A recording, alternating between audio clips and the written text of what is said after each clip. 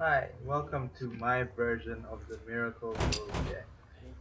As you can see, this Miracle name that I put on the deck has a question mark at the end because I'm not sure, actually quite sure, whether this is a Miracle Rogue deck or whether it's more of a Tempo Rogue deck.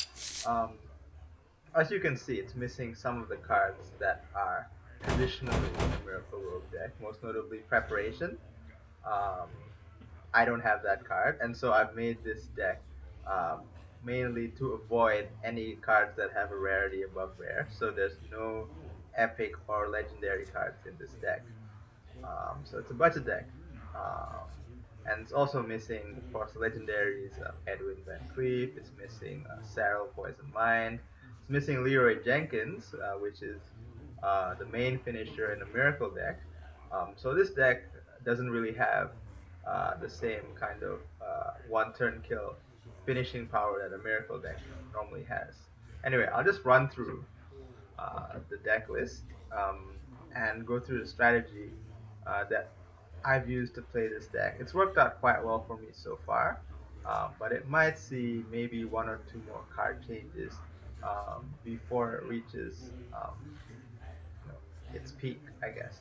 And I will avoid using any cards that are above rare quality to make sure that this stays as a budget deck.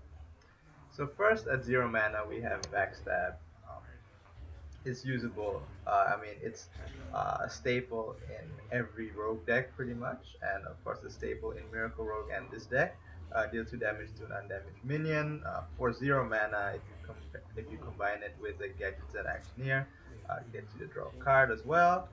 So this is just a very useful card to maintain board control because it's 0 mana. Also a good card to help trigger your combo cards, so you don't have to necessarily wait an extra turn to play a combo card because this card costs 0 mana. Next at 1 mana we have Cold Blood. Give a minion +2 attack combo, give it +4 attack. Traditional Miracle Rogue uses this card as a finisher alongside its charge minion. But for this deck, we can use it as a finisher, but it's going to be weaker than a traditional Miracle Rogue deck.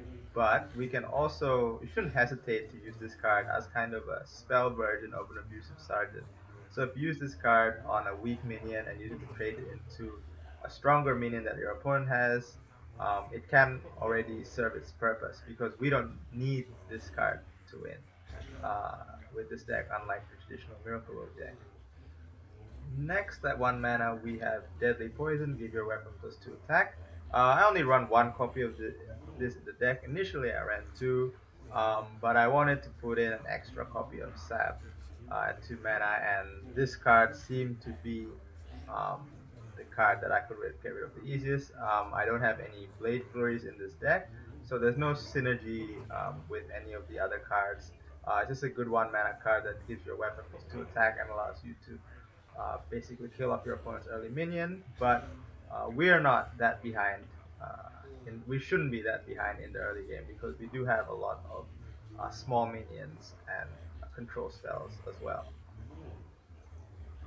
Next, at 1 mana, we have Journey Below. Discover a Death Rattle card. So the primary purpose of this card is to trigger off Gadgets and Auctioneer to help you draw a card, help you trigger off your combo cards using only 1 mana, and also discover a Death Rattle card. A lot of Death Rattle minions are quite useful for this deck. So if you go by the class Death Rattle minions that Rogue has, all of them are really useful in this deck. You've got the Tomb Pillagers, they're really useful. You have um, Sarrel Poison Mind, that's the ideal you can get. And you have a pretty decent chance of getting it because it is a rogue card. And even something like a Loot Hoarder would be really useful to get as well. And Undercity Huckster, it's not bad. So basically, this card is um, triggers off your combo cards, and it gives you another a Death Rattle minion that is definitely gonna have some use in this deck anyway. So it's a good card for 1 mana. It is one of the rares, so it's not particularly necessary. You can replace it with the Bladed Cultist if you like, also for 1 mana, or even the Pit Snake. We just wanted another 1 mana card to balance out the curve in this deck. Next, at 2 mana, we have Eviscerate. This is staple in any rogue deck. For 2 mana, it deals 4 damage if you get it. If you get the combo off, which is pretty much will take out anything that costs four any minion that costs 4 minion or less. You can also use it to hit your opponent's portrait. So it's kind of a small finisher that maybe late in the game, that damage with this and some of your minions will add up to bring lethal. Next at 2 mana is Sap. Return enemy minion to your opponent's hand. Probably not something you want to play early in the game since we do have a fair few early game cards.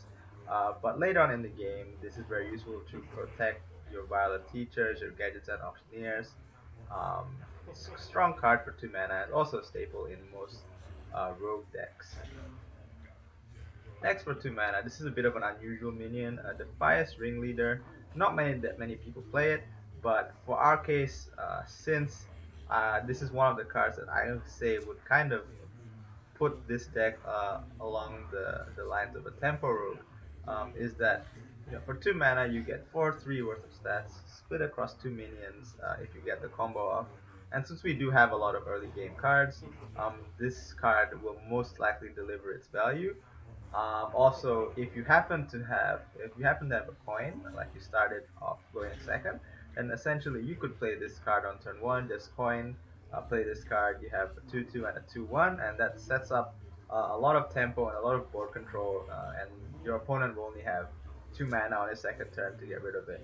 Um, so I'm not saying you should mulligan specifically for this card if you're going second, but if you're going second and you have this card in your hand, I think you've got a good start with this deck. Next at 3 mana we have Fan of Knives, deal 1 damage to all enemy minions, draw a card. This is a good cycle card. It combines well with Gadget and Auctioneer because it will give you 2 cards. Also synergizes with Azure Drake to deal 2 damage to all enemy minions. And is pretty good against aggressive decks. Um, we don't this deck wouldn't struggle with aggressive decks as much as a traditional Miracle Rogue deck would. But this card is here because it delivers good value to get rid of early game minions.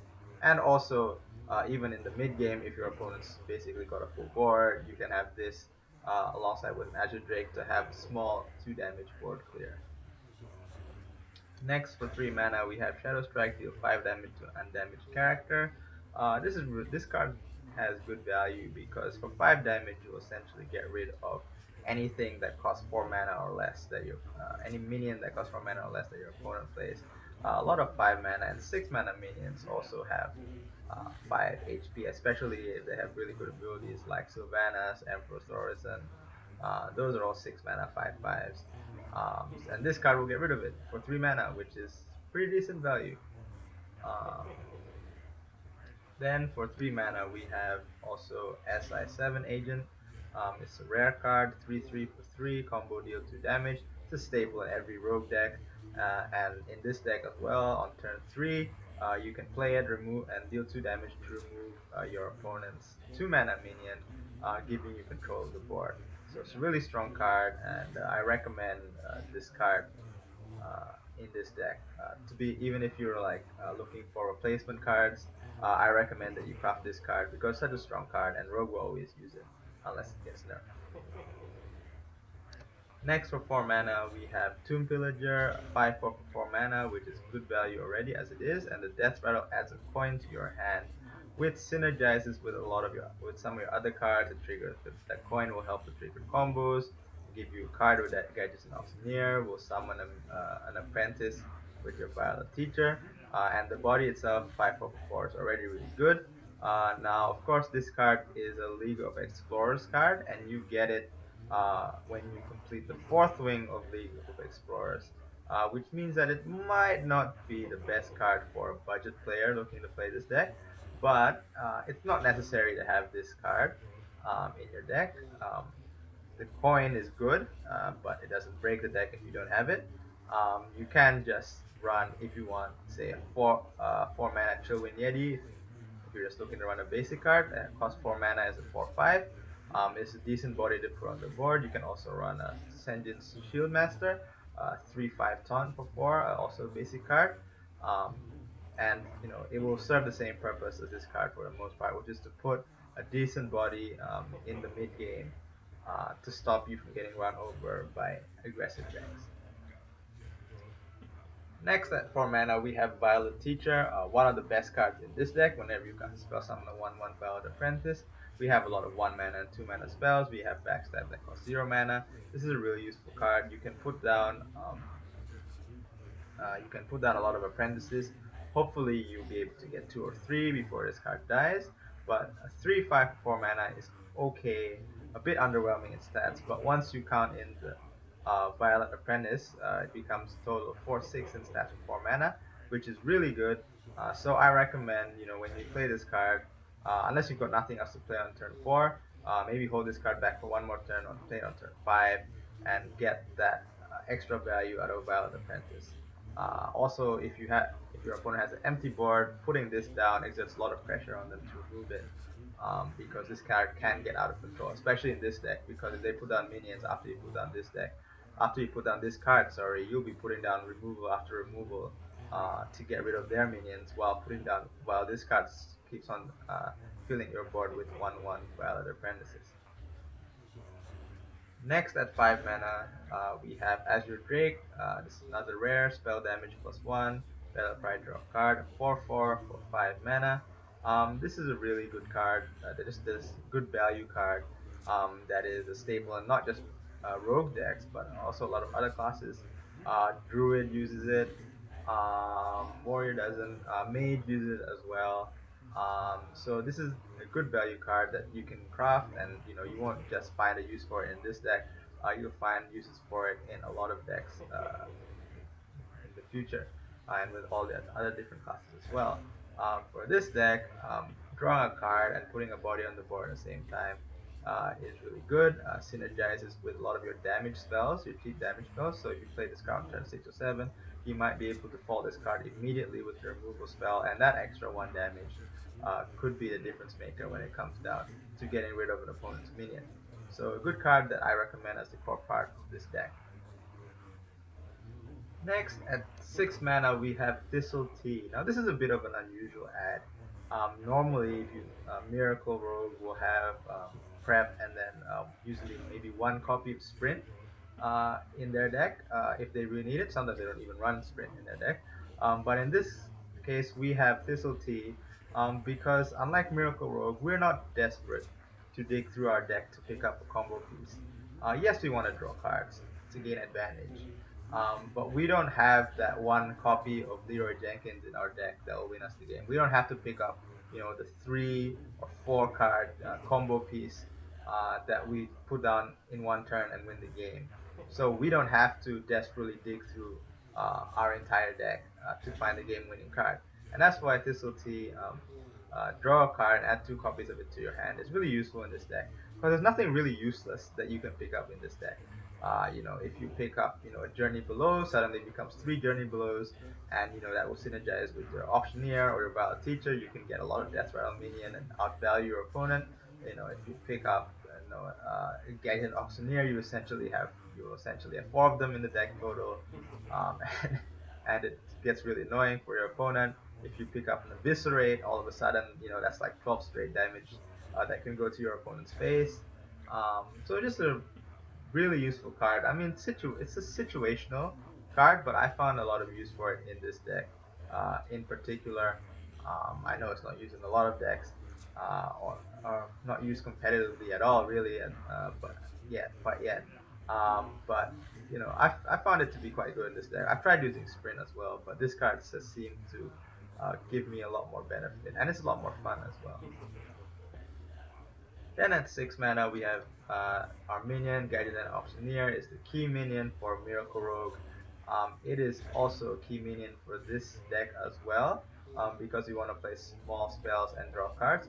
One thing to note about this deck and how it's different from Miracle Rogue is that we do not have any copies of Conceal in this deck. Give your minion stealth until next turn. We don't protect our Auctioneer with stealth the same way that Miracle Rogue does. Again, because we don't need to dig through our deck as fast as Miracle Rogue does.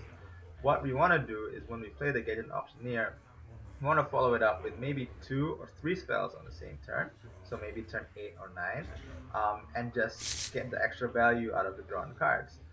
We don't need to keep it alive for like 3 or 4 turns and just draw 10 cards and pick up all our combo pieces because we don't have them. But by using this card to create card advantage, we can then create a board and tempo advantage to win us the game. Maybe not on one turn, but maybe we can make it overwhelming for our opponent and make him run out of cards, run out of removal, and then we win that way. And that seems to have been the way I've won with this deck so far. Um, Next at 6 mana, we have a Nerubian Prophet. This is again another card that a lot of people were saying, wow, this could be really good before the expansion came out. But now nobody's really using it because a lot of people are saying it's too slow. You have to keep it in your hand for 3 or 4 turns before it becomes worth the cost. And a lot of decks can't really afford to use that. To do that, have a dead card in the hand for 3 or 4 turns. However, in this deck, I feel like we have a lot of high value minions, like starting from the Firesling Reader, which is a 4/3 for 2 mana, down to the SI Agent, which is a 3/3 that kills off your opponent's early game minions. These are all high value minions that give you more stats than their typical mana cost should give you. So Nerubian Prophet is something that seems to have found a home in this deck because for the most part, I've managed to keep this in my hand and play it for usually 2 or less mana. And that 4/4 body is something that's really annoying because usually when I play this card, I'm also playing a lot of bunch of other spells, a bunch of removal, maybe drawing a couple of cards, and having this card to play for 2 or 1 mana puts a lot of pressure on your opponent again, and it's just an extra minion that can push damage and help you win the game. Uh, Anyway, thanks for listening to this. Hopefully you can make this deck and you find it useful. I will try and optimize it a bit more, although at this point it seems to be quite playable already. Seems to be quite strong. I'm not sure about matchups yet in terms of going up against current meta decks. But the flow seems really nice, and I'll put up some gameplay footage of this deck as well in my next video.